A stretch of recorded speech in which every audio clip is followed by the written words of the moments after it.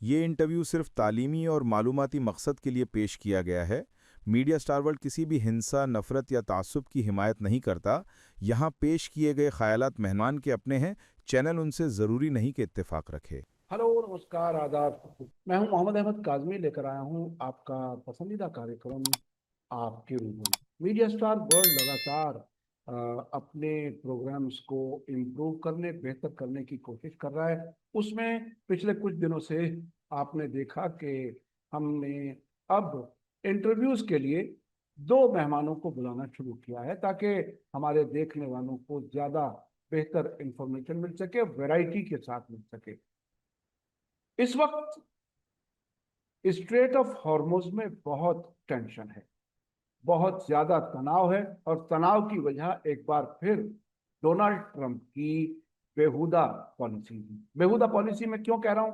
वो इसलिए कह रहा हूं कि असल प्रॉब्लम को हल नहीं करेंगे, प्रॉब्लम को बढ़ाते जाएंगे।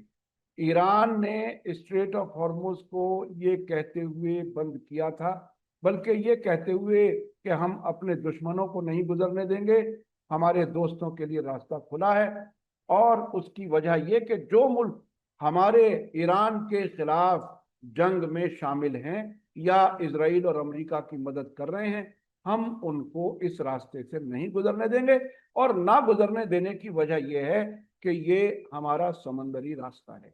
इंटरनेशनल कानून के तहत 13 नॉटिकल माइल्स तक हर मुल्क के किनारे का समंदर उसी का होता है, उसकी मर्जी के बगैर कोई नहीं गुजर सकता। अब तक ईरान ने शराफत दिखाई थी कि वो सभी जहाजों को वहां से गुजरने दे रहा था, लेकिन अब ट्रंप ने क्या किया कि स्ट्रेट ऑफ हॉर्मुज को उस असल जो बॉटल नेक है उससे जरा दूरी पर अपने जहाजों को खड़ा कर दिया, लेकिन चीन को वो नहीं रोक पा रहे। चीन के जहाज वहां से गुजर रहे। ईरान के तरफ से पूरी तरह से तैयारी है कि ये अमरीकी जहाज कोई भी छोटी सी गलती करें तो हम इनको मुंह तोड़ जवाब दें। इस दरमियान चीन एक ऐसे प्लेयर के तौर पर उभरा है कि चीन को ईरान भी इजाजत दे रहा था, अपना दोस्त मुल्क होने की वजह से, और चीन को अमेरिका भी गुजरने दे रहा है एक बड़ी ताकत होने की वजह से। दोनों की वजह अपनी अलग अलग हैं, लेकिन चीन को एक तरह से बेनिफिट है इस पूरे इलाके के बदलते हालात में। अब आने वाले वक्त में क्या होगा? क्या जंग फिर से शुरू होगी? क्या 8 तारीख को जो ईरान की तमाम शर्तें मानते हुए एक तरह से सरेंडर किया था ईरान के सामने अमेरिका ने, क्या अमेरिका फिर से जंग शुरू करना चाहता है? अभी ताजा खबर है कि बातचीत फिर आगे बढ़ सकती है, दूसरा दौर जल्द शुरू हो सकता है। लेकिन डोनाल्ड ट्रंप की इस धमकी में क्या कुछ छुपा हुआ है? क्या 2-4 दिन बाद वो फिर वहां से माफी मांग करके निकल लेंगे? क्या कुछ होगा? पूरी दुनिया की नजरें इसी इलाके पर टिकी हुई हैं। आज हमने दो जानकार लोगों से बात की है जो इस पूरे इलाके को बहुत अच्छी तरह से जानते हैं। हमने ये कोशिश की है कि आपको बेहतरीन इंफॉर्मेशन मिल सके। आज हमारे साथ खास दो मेहमान जो हैं हमारे इस नए फॉर्मेट में, एक तो सीनियर जर्नलिस्ट शेख मंजूर साहब हैं, जो United news of India Uni के उर्दू सेक्शन के इंचार्ज, और उससे पहले इंटरनेशनल अफेयर्स को वो कवर करते रहे। हमने उन्हें काम करते हुए देखा, उन्हें उनसे हमने सीखा है बहुत कुछ। उसके अलावा सज्जाद हुसैन करगिली हैं, जो करगिल में रहते हैं, जर्नलिस्ट हैं, सोशल एक्टिविस्ट हैं और पॉलिटिशियन भी हैं, क्योंकि उन्होंने लोकसभा का इलेक्शन लड़ा है वहां से काफी मजबूती के साथ। इन दोनों लोगों से हम पूछने की कोशिश करेंगे कि आखिर क्या सूरत हाल बनेगी, क्या आगे होने वाला है, क्या ईरान इस जो घेराव जो दोबारा शुरू किया गया है ईरान का एक तरह से, क्या उससे वो निकलेगा, किस तरह से निकलेगा, और दुनिया कैसे रिएक्ट करेगी? यूरोप अमेरिका के साथ नहीं खड़ा, अरब मुल्क कमजोर हो चुके हैं अमेरिका के फौजी अड्डों के किसी हद तक खत्म होने से।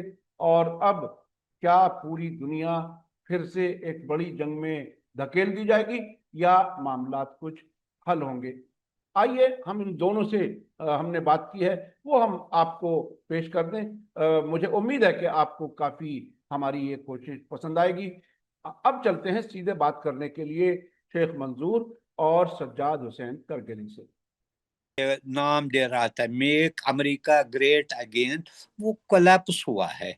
एक इमरजेंस ऑफ नए पावर सेंटर्स आ गए हैं इसमें, और ईरान भी एक रीजनल पावर के तौर पर उभर गया है, जो अब इंटरनेशनल कम्युनिटी रिकॉग्नाइज कर रही है, इसको जो है एक्सेप्ट करना चाहिए। एक तो ये है। अब वो चाहता है कि किस तरीके से उसको कहीं ना कहीं प्लस पॉइंट मिले, लेकिन जो वो हरकतें करते हैं और उसके जो कुलीग्स कुछ जो है, जो प्रो इजरायली कुलीग्स है, जो वो हरकतें करते हैं, उससे इसकी जो डैमेज है फिर होती है। आप देखिए कल इसने पोप को गालियां दी। वो तो एक रिलीजियस लीडर है, उसने कहा था जंग है नहीं, तो उस पर भी वो इतना वो बोखलाहट उसमें आई है, वो उसको भी स्पीयर नहीं कर सका। अब दूसरी बात जो ये कह रहे थे, आप देखिए अगर आप इस सारी सिचुएशन को देखेंगे, ये कहते हैं न्यूक्लियर पर गड़बड़ रही, यानी कि डेडलॉक उसी पर रहा है। क्या जब जंग से पहले न्यूक्लियर पर बात नहीं हुई थी? इस पर ट्रंप ने खुद कहा था हम एक मुआहदे के करीब है। उसकी कंफर्मेशन ओमान के फॉरेन मिनिस्टर ने दी। इवन ईरान के जो फॉरेन मिनिस्टर है उसने भी कहा we are about to sign this agreement on nuclear. Nuclear पर क्या है, अब पता चला कि ईरान ने उन्हें कहा कि 4 या 5 साल के लिए हम इस पर मोरिटोरियम लगाएंगे, लेकिन ये दे डिमांड 20 years का मोरिटोरियम। वो बहुत है, लेकिन बेसिकली वो कुछ ना कुछ दिखाना चाहते थे अपने लोगों के लिए कि नहीं हमारा एडवांटेज है, एडवांटेज है। ये चीजें नहीं चलती है आजकल के इंटरनेशनल सिचुएशन में, ये चीजें नहीं चल रही है। ये रिकॉग्नाइज किया है सारे, इनफैक्ट सारे कंट्रीज ने ये रिकॉग्नाइज, जिस तरीके से इंटरनेशनल कम्युनिटी ने टॉक्स को वेलकम किया और ये कोशिश की कि इनको बरकरार रखने की जरूरत है, ताकि जो स्टिल में दुनिया को जो खतरा हुआ है एनर्जी क्राइसिस, ये एनर्जी नहीं है, इसमें फर्टिलाइजर है, इसमें जो दूसरे जो वहां से कारोबार होता था, खासकर एक्सपोर्ट जो होते थे गल्फ कंट्रीज के लिए, वेजिटेबल्स होते थे, बासमती होते थे या दूसरी चीज, उसको भी असरअंदाज किया गया। आज ही एक रिपोर्ट आया है इंटरनेशनल एटॉमिक एनर्जी एजेंसी की तरफ से, उन्होंने कहा कि तकरीबन 80 जो एनर्जी फैसिलिटीज है अरब कंट्रीज के, वो तकरीबन खराब, उनको नुकसान पहुंचा है, एंड उसका टोटल कॉस्ट $25 बिलियन है। जो उनका कहना है कि इसमें 2 से 3 साल लग जाएंगे जब तक वो नॉर्मल अपना जो है फंक्शनिंग करेगी। नुकसान उनको हुआ है, हुआ यही है कि ईरान को भी जबरदस्त नुकसान किया। नुकसान क्या उनको किया, इन्होंने प्राइवेट बिल्डिंग्स को, जो लॉ में वार के दौरान आपने किसी प्रेसिडेंट को, न किसी स्पिरिचुअल लीडर को, न हॉस्पिटल को, न स्कूल को, न बिजली घरों को आप नहीं कर सकते हैं टारगेट, लेकिन उन्होंने उसकी धज्जियां उड़ाई इंटरनेशनल।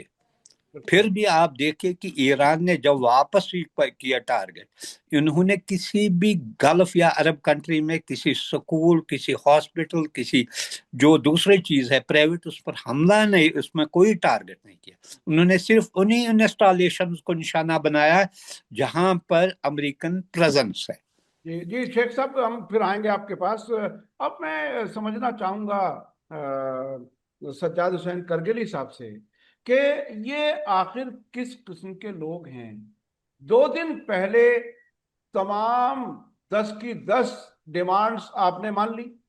उससे कुछ घंटे पहले आप कह चुके थे कि हम पूरी सिविलाइजेशन को खत्म कर देंगे, सारा ईरान खत्म कर देंगे। 10 डिमांड मान ली।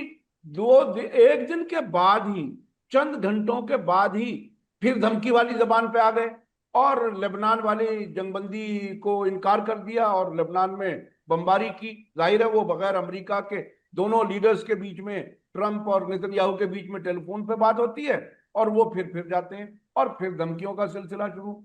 ये आखिर अपनी पिटाई, अपनी नाकामी मैदान जंग में क्या एक ही दिन में भूल जाते हैं? क्या 24 घंटे में ही भूल जाते हैं? उनकी फौज लड़ने को तैयार नहीं है, उनका हथियार कोई काम नहीं कर रहा है। ये ताकत कहां से आती है कि फिर धमकी देने लगे? क्या आप इसको कैसे देख रहे हैं? बहुत बहुत शुक्रिया काज़मी साहब। शेख मंसूर साहब ने बहुत बेहतरीन अंदाज में अपना एनालिसिस पेश किया और मैं उनकी बातों से 100% एग्री करता हूँ। एक चीज़ ये है कि ईरान जो है ये जंग शुरू से चाहता नहीं था। ये धोखे से ये हमले इन्होंने किए, एक बार नहीं 2 बार, और ये तीसरी बार इन्होंने ये हमला किया जब नेगोशिएशंस में ऑलरेडी ईरान और अमेरिका के दरमियान नेगोशिएशंस हो रही थी। और अब जबकि अमेरिका की हेजमनी एक्सेप्ट करने को ईरान तैयार नहीं है, और अमेरिका को ये लग रहा था जैसे 2003 में इराक के अंदर हमला हुआ तो उस वक्त दुनिया एक यूनिपोलर दुनिया थी, यानी अमेरिका की डोज धमकी वगैरह दुनिया के ऊपर काम करती थी और वो उसका असरअंदाज हो जाता था पूरी दुनिया पे। लेकिन अब दुनिया जो है एक मल्टीपोलर वर्ल्ड की शक्ल इख्तियार कर चुकी है। अब अमेरिका की दादागिरी नहीं चल रही है, अमेरिका की हेजेमनी धीरे धीरे इन एरियाज से खत्म हो रही है। आप इसी जंग में ही आप देख लीजिए कि कितनी हजीमत का सामना अमेरिका को करना पड़ा। मैंने देखा कि जैसे आप बताए कि जो जो ही ट्रम्प की सरकार आई वो टैरिफ्स और सैंक्शंस की बात कर रहे थे, वो पूरी दुनिया के ऊपर 50% से ज़्यादा टैरिफ लगाने की बात कर रहे थे। लेकिन अब आप देख रहे हैं कि नेटो अमेरिका की ट्यून पे डांस करने को तैयार नहीं है। नेटो आज आंखें दिखा रहा है अमेरिका को। अमेरिका, आप देखें, नेटो एक किस्म का ब्रेक होने के कगार पर है। जो ये जो नेटो ममालिक इस वक्त जो है, यूरोप भी जो है बुरी तरीके से मुतासर हो चुका है। रशिया को जो आइसोलेट करने की सियासत थी वो भी बुरी तरीके से इनकी फेल हो गई है। रशिया भी आइसोलेशन की तरफ नहीं जा पा रहा है। स्ट्रेट ऑफ हॉर्मुज के अंदर अपना कंट्रोल जमाने की बात कर रहा था। पहले डोनाल्ड ट्रंप ने कहा कि हम स्ट्रेट ऑफ हॉर्मुज को हड़प लेंगे, कंट्रोल करेंगे। दूसरे दिन कहा कि मेरी मदद कीजिए इसको कंट्रोल करने में। चौथे दिन कहा कि मुझे नहीं चाहिए, जिसको स्ट्रेट ऑफ हॉर्मुज से जहाज निकालनी हो निकाले। और अब कहते हैं कि वो ब्लॉकेट करने जा रहा है। तो विद इन इस वार में एक कंफ्यूजन का शिकार अमेरिका और डोनाल्ड ट्रंप हुआ है। आप देखें कि अब जो जिन ममालिक के अंदर 40,000 फौजें थी अरब ममालिक के अंदर अमेरिका की, उनको किस तरीके का सामना करना पड़ा। उनके वहम और गुमान में भी नहीं था कि इस जंग के बाद ईरान का जो रिटिलिएशन होगा वो उनके जो बेसिस है वो डायरेक्ट अटैक में आ जाएंगे। और इनको, आपने शुरू की जो बयानात सुने होंगे कि वो ये कह रहे थे कि ये तो 35-36 साल से सैंक्शंस के अंदर हैं और बुरी हालत है, इकोनॉमिकल हालात ठीक नहीं है, इनका स्टॉक पाइल जो है वो 2-4 दिन में ख़त्म हो जाएगा और हम आराम से ईरान को ब्रेक करेंगे। और जिस तरह वेनेजुला में किया, जिस तरह इन्होंने इराक के अंदर किया था, जिस तरह इन्होंने अफगानिस्तान, हालांकि इराक और अफगानिस्तान का जो एक्सपीरियंस भी बहुत भी बुरी तरीके से फेल हुआ। जिस तालिबान को ख़त्म करने के लिए गए, बाद में निकलते वक्त उसी तालिबान को सारी चाबियां थमा करके निकल गए। तो मैं समझता हूँ अमेरिकन जो हेजेमनी का दौर है अब खात्मे की कगार पर है। इसीलिए अमेरिका बौखला रहा है और इससे कोई रास्ता जो है सामने नजर नहीं आ रहा है। बहुत कोशिश की इन्होंने कत्ल आम से और बेदरेक कत्ल आम और हमलों के जरिए लोगों को एक तरीके से दबाने की, सप्रेस करके उनके ऊपर गलबा पाने की। जैसे गाजा के अंदर इन्होंने किया। इन्होंने सोचा सैयद हसन नसरुल्लाह की शहादत के बाद शायद हिजबुल्लाह हथियार डाल देगा, लेकिन हिजबुल्लाह जिस तरीके से अभी उभर के सामने आया है इनके दिमाग वहम गुमान में भी नहीं था, क्योंकि ये लोग बता रहे थे कि हिजबुल्लाह तो पूरी तरीके से खत्म हो चुकी है। और आज ईरान के अंदर जो 40 दिन से जंग जारी है, और ईरान सिर्फ अमेरिका और इसराइल नहीं बल्कि अमेरिका और इसराइल समेत अमेरिका के उन तमाम एलाइज के साथ बरसर पैकार है जो दरपर्दा तौर पर अमेरिका इसराइल की मदद कर रहे हैं। और ऐसे में डिप्लोमेसी के मैदान में भी इनको जो ह्यूमिलिएशन का सामना हुआ है, मंजूर साहब ने बिल्कुल साफ कहा, सही कहा कि अमेरिका इस वक्त एक दलदल में फंस चुका है। इनको एग्जिट चाहिए इस वक्त यहाँ से निकलने का। और लेकिन अपने अवाम के लिए कोई जवाब ये देना चाहते हैं, बताना चाहते हैं कि हम जो एग्जिट किए हैं वो कामयाबी के साथ किए हैं। हालांकि जो जंग शुरू हुई थी उसके जो मिलिट्री ऑब्जेक्टिव्स थे उनके, या फिर इनके जो पॉलिटिकल ऑब्जेक्टिव्स हैं वो जो थे कि रिजीम चेंज करेंगे, मिसाइल फैसिलिटीज को तबाह करके कामयाब उनको नीस्तो नाबूद करेंगे, न्यूक्लियर फैसिलिटीज को नीस्तो नाबूद करेंगे। आज तीनों चीजें जो है इंटैक्ट है। और अमेरिका जो है, आए रोज डोनाल्ड ट्रंप कहता है कि हमने नेवी भी खत्म की, एयरफोर्स भी खत्म की, आर्मी भी खत्म हो गई है, लीडरशिप भी खत्म हुई है, लेकिन उसके बाद कह रहा है कि भाई हमें एक टफ दुश्मन का सामना है। तो ये सारी चीज़ें दिखाती है कि अमेरिका जो है एक बहुत बड़ी शिकस्त से दो चार है, और ग्लोबल जो एक चेंज है वो इस रीजन में बहुत तेज़ी से आ रहा है। और इस एरिया में जो अमेरिका की प्रेजेंस है वो भी बुरी तरीके से मुतासर हुई है। स्ट्रेट ऑफ हॉर्मुज के ब्लॉकेड को लेकर जो चाइना का स्टेटमेंट है वो भी बहुत एक इम्पोर्टेंट स्टेटमेंट है इस पोजीशन में, जब अमेरिका कह रहा है कि मैं किसी को गुजरने नहीं दूंगा, चाइनीज जहाज निकल रहे हैं, और ये कह रहा है कि हमारा डिफेंस जो है पैक्ट है ईरान के साथ, और कोई तीसरे मुल्क को ये इजाज़त नहीं होगी कि इसे मुतासिर करे। तो मुझे लगता है कि ये बहुत तेज़ी के साथ जो है ये ह्यूमिलिएशन की तरफ जा रहे हैं, और ये चाहते हैं कि डायलॉग हो, किसी पोजीशन पे आके कंक्लूजन पे ये पहुंचे। जी, ये बहुत ही अहम है। वो किसी तरह से भी ये जंग रुक जाए और इज्जत बच जाए किसी तरह से। और आपने चीन का जिक्र किया, वो काफी अहम है कि चीन ईरान अपने दोस्त के तौर पर उनके जहाज निकलवा रहा था, और अब अमेरिका जो है वो चीन के शायद ताकत को देखते हुए उनको अलाउ कर रहा है। क्या कुछ होगा आने वाले वक्त में पता चलेगा। अब मैं शेख मंजूर साहब से समझना चाहूंगा, अभी अभी एक खबर आ रही है प्रेस टीवी से ईरान से, जिसमें ईरान ने पड़ोस के उन अरब मुल्कों को जिन्होंने जंग में आसानियां फराहम की हैं अमेरिका और इजराइल को, उनसे कंपेंसेशन मांगा है कि हमारा जो नुकसान हुआ है उसकी भरपाई करें ये अरब पड़ोस के मुल्क। क्या लगता है आपको, इससे क्या क्या वाकई कुछ मिलेगा या इससे कोई मैसेजिंग हो रही है? ये बेसिकली वैसे आपने देखा इसके बारे में जो है अरब कंट्रीज ने भी 4-5 अरब कंट्रीज ने भी ये मुतालबा किया कि ईरान से कि वो एक कंपनसेशन दे। लेकिन मसला ये कंपनसेशन ऐसे ही कोई कहेगा तो गुलू दूसरा देगा। इसमें देखना वार किसने स्टार्ट किया, और वे उसके अलाइज थे। हालांकि इसमें ज्यादा से ज्यादा जो शोर मचा रहा है यहाँ से यूएई मचा रहा है ज्यादा।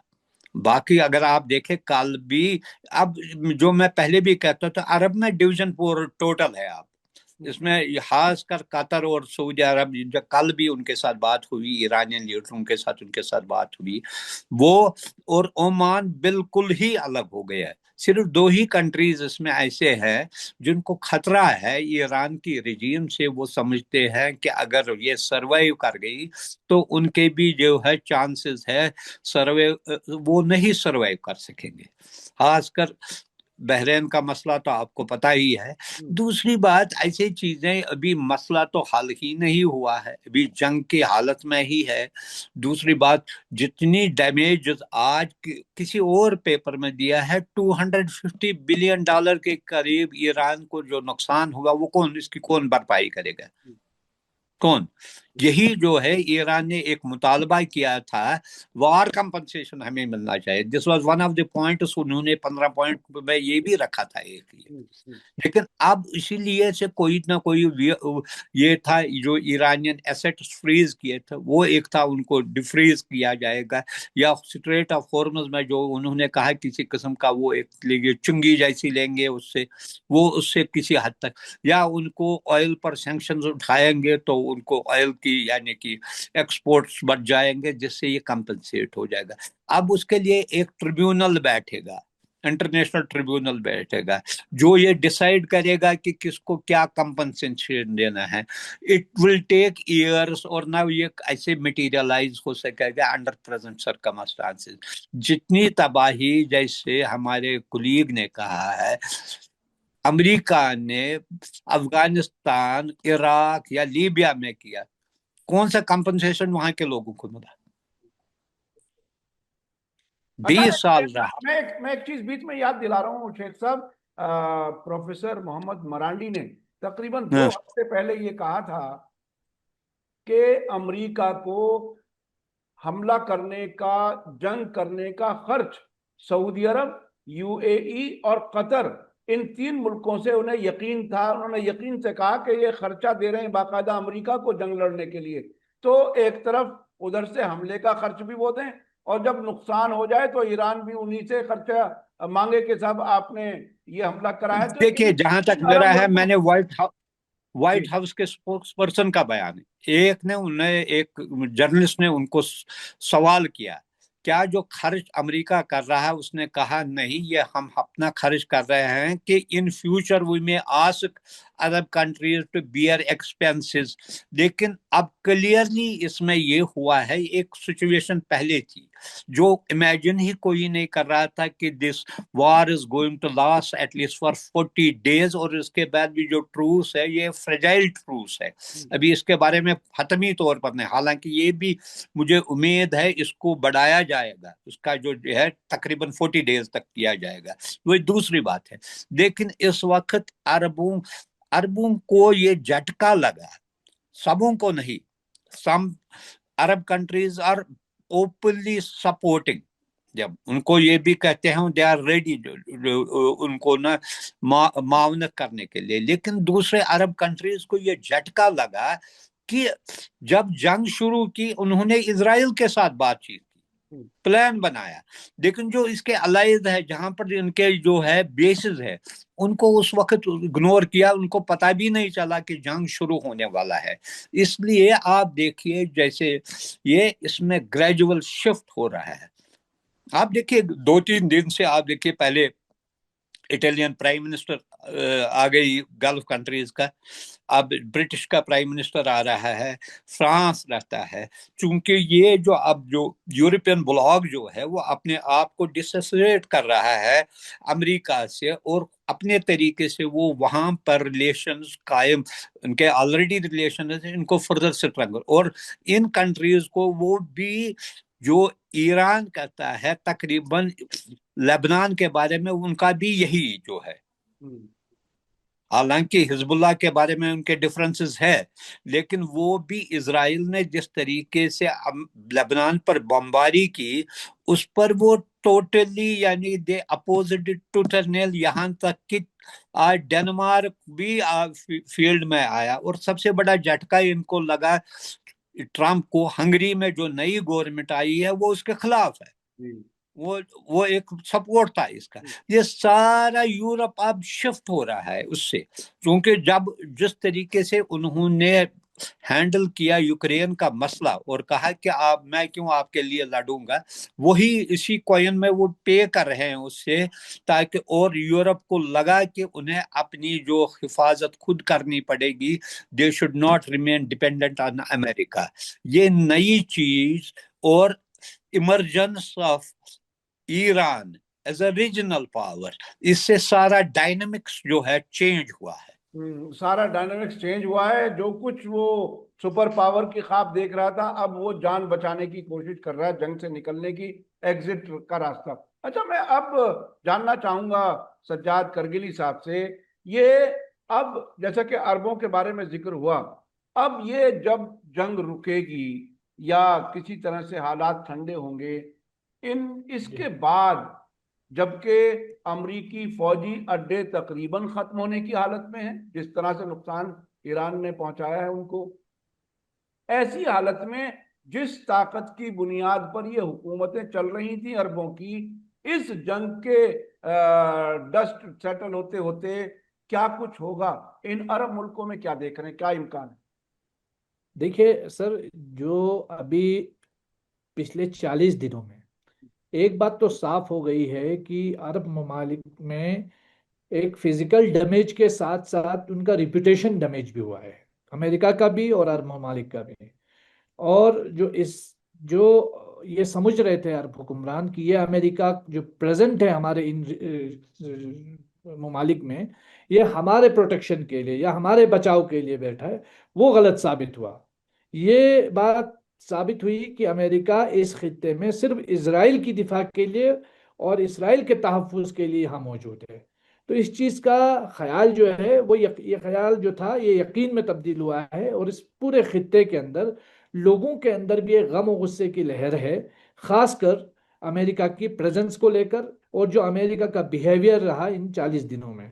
और ये भी साफ है कि ये खदशा भी जाहिर किया जा रहा है कि अगर हालात और भी बदतर होते हैं तो जो रिजीम चेंज ईरान में करने के लिए अमेरिका ने कोशिश की थी, कहीं ऐसा ना हो कि ये जो रिवर्स रिजीम चेंज जो है ये बहरीन, यूएई और ख़ुद अमेरिका के अंदर ना हो, या इवन इसराइल के अंदर भी।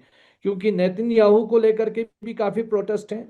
इस जंग में एक चीज ईरान ने बहुत क्लियर रखी, वो ये कि जो डैमेज होता था उसका अनाउंसमेंट होता था, जिनकी शहादतें होती थी उसका शाम को ऐलान होता था। लेकिन इसराइल में क्या तबाही हुई है, इसराइल में कितना डैमेज हुआ है, कौन किस किस का एसेसिनेशन हुआ है, ये चीज कभी मंजराम पे आने नहीं दिया जाता था। बल्कि मीडिया जो रिपोर्टर्स हैं उनको स्ट्रिक्टली मना किया गया था, अगर कोई भी ऐसी चीज वो वायरल करते हैं तो उनके खिलाफ बाकायदा एक्शन लिया जाए। तो ये जो फ्रीडम ऑफ स्पीच का नारा लगाते हैं, ये फ्रीडम ऑफ स्पीच जो है पूरी तरीके से जो है वो इन्होंने बंद करके रखने की कोशिश की। इवन जो अमेरिकन बेसिस है उनकी भी आपको तस्वीरें नजर नहीं आती थी। हालांकि ईरान के अंदर इन्होंने हॉस्पिटल, स्कूल, यूनिवर्सिटीज, जो सिविलियन रेजिडेंशियल बिल्डिंग्स, सबको निशाना बनाया, जिन जिन लीडर्स को असैसिनेट किया उन सब की के बारे में बाकायदा ऐलान होता था। लेकिन ये चीज़ यहाँ इस तरफ गायब रही। तो मुझे ये लगता है आइंदा आने वाले टाइम में या तो ये अरब हुक्मरान इनको रियलाइज करना पड़ेगा कि अवाम की जो नफरत है वो हमारे गले पड़ सकती है और हमें अमेरिका के खिलाफ कोई ना कोई स्टेप लेना पड़ेगा।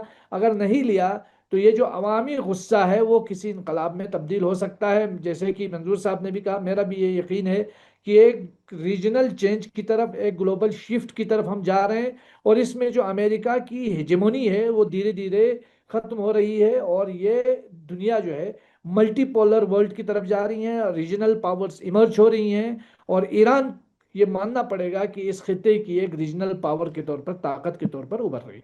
जी जी, ये बहुत ही अहम है कि नतीजे के तौर पर आजमी ईरान साहब, मैं इलाका। ऐड करूंगा एक जी दो जी, इसमें।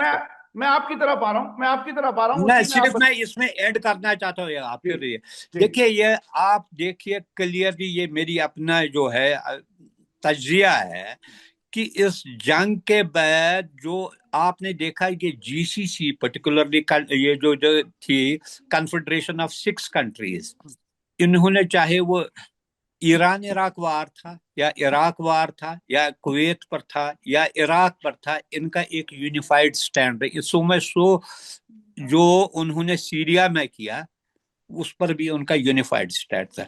अब आप देखिए कि डिवीजन इसमें इनएविटेबल है, क्योंकि जिस तरीके से लैंग्वेज ट्रंप ने इस्तेमाल की सऊदी प्रिंस के खिलाफ, और इससे पहले भी उनको डिफरेंसेस थे, और जिस तरीके से उनको न इग्नोर किया, वल्नरेबल बनाया अमेरिका ने, और सारा कुछ प्रोटेक्ट करने के लिए इजराइल के लिए किया, इससे डेफिनेटली इसमें डिवीजन हो जाएगा। अब कौन किस साइड हो जाएगा, ओनली टाइम विल सी। जी बट जी, आप ये लिख के रखिए, इट इज इनएविटेबल।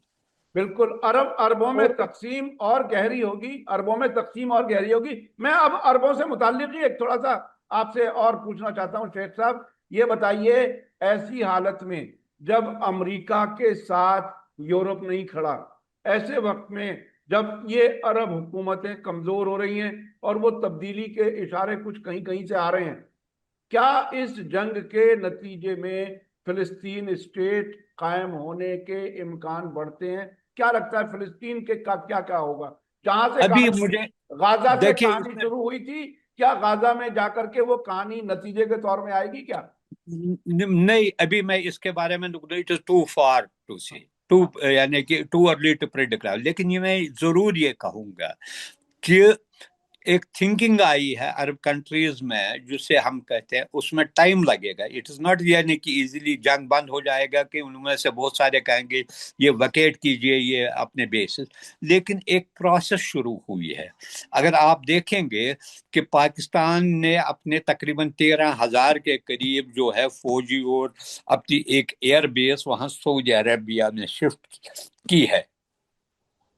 इसके अलावा टर्की भी इंटरेस्टेड है इसमें। अब ये जो है ये ग्रेजुअली उसको वो रिप्लेस करना चाहते हैं, चाहे वो कतर में, इट विल टेक ईयर्स, इतना आसानी नहीं होगा। लेकिन अगर इनमें यही, this is the right time for Arab leaders to rethink and अपनी जो पॉलिसी है इस पर नजरसानी करे और नए प्रायोरिटीज के हिसाब से, जिसमें देखेंगे अगर फलस्तीन का मसला हल होगा तो ये बच जाएंगे, फलस्तीन नहीं है तो ग्रेटर इजराइल का जो प्लान है वो इम्प्लीमेंट करने के लिए उनका नेक्स्ट स्टेप होगा। This is for Arabs. ये जो है इस जंग ने, it is an eye opener for Arabs. अगर वो अभी भी आंखें शुतुरमुर्ग की तरफ, अपने ऑस्ट्रिच की तरफ सैंड में अपने आप को बंद कर रखेगा तो कोई नहीं बचा सकेगा उनको। यही एक टाइम है। लेकिन चूंकि एंट्रेंचड है द वेस्टर्न पावर्स वहां पर, it may take time to gradually अपने आप को एक एक नॉट खोल के अपने आप को वहां से रिलीज करना पड़ेगा उनको। लेकिन इसमें से अभी भी मैं कहता हूं कुछ कंट्रीज जो ब्लाइंडली अभी भी इजराइल के साथ है, अमेरिका के साथ है, क्योंकि उन्हें लगता है उनके इंटरेस्ट जो है, खासकर उनकी गद्दी उसी में सेफ रहेगी। ये गद्दी इसी में सेव रहेगी। अभी भी वो अपनी हुकूमत बचाने की कोशिश कर रहे हैं। अच्छा, मैं अब आखिर में, हमारे पास वक्त कम रह गया है, इसमें मैं जानना चाहूंगा आप दोनों से इस मामले पर, वो ये कि भारत अभी कहीं सिनेरियो में कहीं नजर नहीं आ रहा है और एक अजीब सी सूरत हाल है। भारत को नई सिचुएशन में एडजस्ट करने के लिए क्या कुछ करना चाहिए? जी सज्जाद करगिली साहब, आप पहले जवाब दे दीजिए, फिर शेख साहब से पूछिए। देखिए, हमें ये तो एक्सेप्ट करना पड़ेगा कि इस वक्त ट्रम्प की हालत खुद अपने मुल्क में ठीक नहीं है। इनका जो डोमेस्टिक पॉलिटिकल जो बेस है वो भी बहुत बुरी तरीके से फ्रैक्चर हुआ है। जो इनका सेंट्रल ऑब्जेक्टिव था, एम था रिजीम चेंज का ईरान में, वो बुरी तरीके से फेल हुआ है। आप देखें कि जो एक तमाम फ्रंट्स पे एक स्ट्रेटेजिकल फेलियर की तरफ अमेरिका गया है। एक ऐसे दौर में जब हिंदुस्तान की अपनी एक लेगेसी थी, एंटी कॉलोनियल लेगेसी, उसको हमने फरामोश करके हम फादरलैंड के चक्कर में पड़ गए। तो इसीलिए इस फादरलैंड के चक्कर में पड़ने की वजह से हमारी भी जो फॉरेन पॉलिसी है उस पर बहुत बड़ी गजंद पहुंची है। और इस वक्त पूरे रीजन के अंदर देखे, अनफॉर्चुनेटली हमारे पास कोई कैपेबल फॉरेन मिनिस्टर नहीं है जो चीज़ों को ठीक से हैंडल करे। क्योंकि इस पूरे रीजन के अंदर अभी हमारा सिवाय तालिबान के कोई दोस्त बचा ही नहीं है जो रिलायबल कोई फ्रेंड हो। तो ये एक बहुत बड़ी हमारी बदकिस्मती है। आप ईरान के हवाले से देखें, हमारे 5,000 साल पुराने ताल्लुकात थे और हमारे सिविलाइजेशनल रिलेशंस थे। ईरान में हमला हुआ, बच्चों को मारा गया, रहबर की शहादत हुई। मजम्मत की बात तो दूर की बात, कंडोलेंस तक पेश करने में हफ्तों गुजर गए। तो इससे ये बात साफ हो जाती है कि हमारी जो इजराइल की दोस्ती, फॉरेन पॉलिसी को कुर्बान करके जो इजराइल दोस्ती हम कर रहे हैं, मुझे लगता है देश के हित में नहीं है, देश के मुफाद में नहीं है। भारत को इस वक्त रिथिंक करना पड़ेगा, जैसे कि पहले भी बात हुई। ये यूनिपोलर वर्ल्ड का जो कंसेप्ट है अब खत्म होने के कगार पर है। मल्टीपोलर वर्ल्ड की तरफ हम जा रहे हैं। ईस्ट के अंदर जो है बहुत सारी ताकतें जो है उभर के आ रही हैं, रीजनल पावर्स, उनके साथ हमारे ताल्लुकात बेहतर होना जरूरी है। आज अनफॉर्चुनेटली हमने रशिया को भी बहुत हद तक खो दिया है, हमने ईरान को भी बहुत हद तक खो दिया है, और ट्रम्प भी हम पर भरोसा नहीं करता ठीक से। और इसराइल एक डूबती हुई कश्ती है जिस पे सवार होना मुझे लगता है मुनासिब नहीं है। यही मेरा कहना है कि हमें थोड़ा रिविजिट और रीथिंक करना चाहिए। पाकिस्तान ने, हालांकि पाकिस्तान इस वक्त, पाकिस्तान डोनाल्ड ट्रंप के लिए नोबेल पीस प्राइज मांगने वाला मुल्क है। शहबाज शरीफ बहुत चापलूस किस्म का सियासतदान जरूर है, लेकिन जो पॉलिटिक्स उन्होंने की है ईरान और अमेरिका के बीच में नेगोशिएशन की, वो उससे एक सेंटर स्टेज उनको मिला है। ये इस बात से इनकार नहीं किया जा सकता। हालांकि ये कहाँ तक जाएगा ये आगे देखने वाली बात है, लेकिन उससे भारत का महरूम रहना, भारत का उससे बाहर रहना, ये एक बहुत बड़ा जो है वो अप्रहेंशन का मौजू है। जी शेख साहब, आपसे मैं जानना चाहूंगा और ये भी जानना देखिए, चाहूंगा, नहीं साथ साथ में ये भी समझना चाहूंगा, क्या भारत अपने नेशनल इंटरेस्ट, नेशनल सिक्योरिटी को भी दाव लगा करके अमेरिका और इसराइल के साथ जुड़ा रहेगा, और किस तरह से इसको तब्दील करना चाहिए सही रास्ते पर नेशनल इंटरेस्ट? देखिए, हिस्ट्री में कभी कभी ऐसे मौके फराहम होते हैं जहां कंट्री लाइक इंडिया उसको सीज करना पड़ता है उस अपॉर्चुनिटी को। इंडिया एक नॉन अलाइंड नेशंस में लीडिंग हैसियत रखता था। एक बार बराक ओबामा ने जब वो आया तो उसने कहा मनमोहन सिंह के बारे में, when doctor Manmohan Singh speaks world lessons, ये उनकी इमेज थी। और आज हम जो है हम कहीं भी नहीं है इस सिनेरियो में, जबकि छोटी छोटी कंट्रीज जो है, चाहे ओमान है, इजिप्ट है या दूसरे कंट्रीज, वो भी एफर्ट्स कर रहे हैं इस जंग को रोकने के लिए, and they are in limelight. बिल्कुल। कहीं पिछले 40 दिन से कभी भी आप नहीं देखोगे इंडिया ने कोई ऐसा इनिशिएटिव लिया, किसी ऐसे इंटरनेशनल लीडर के साथ बात की ताकि इस जंग के बारे में वो एक स्टैंड ले सके। क्योंकि इसमें सबसे बदकिस्मती ये है कि हमने टोटली अपने आप को इजराइल के साथ अलाइन किया। अब देखिए इंडिया के रिलेशंस अमेरिका के साथ इतने अच्छे नहीं है जिस तरीके, खासकर ट्रेड डील के बारे में। और जो डिप्टी मिनिस्टर अमेरिका ने कहा, हम कभी भी इंडिया को उबरने नहीं देंगे, जो गलती हमने चाइना के साथ की, we will never repeat that mistake. लेकिन इजराइल के लिए एक टाइनी कंट्री जो इलीगल कंट्री है, 90 लाख लोगों की कंट्री है, उसके साथ अलाइन किया, यहां तक कि फिर अपने आप को दूर रखा। आज इंडिया में इंटेलेक्चुअल जो है, आम लोग भी है, वो क्वेश्चन कर रहे हैं। एक ब्रिक्स का चेयरमैन होते हुए, ये ब्रिक्स के चेयरमैन की हैसियत से ये मीटिंग बुला सकता था, जिसमें चाइना भी था, जिसमें रशिया भी था, जिसमें ब्राजील था, साउथ अफ्रीका था, और बहुत सारे 10 कंट्रीज अब है। वो एक स्टैंड लेते और वो एक अप्रोच कर सकते, वो they could have emerged as piece makers.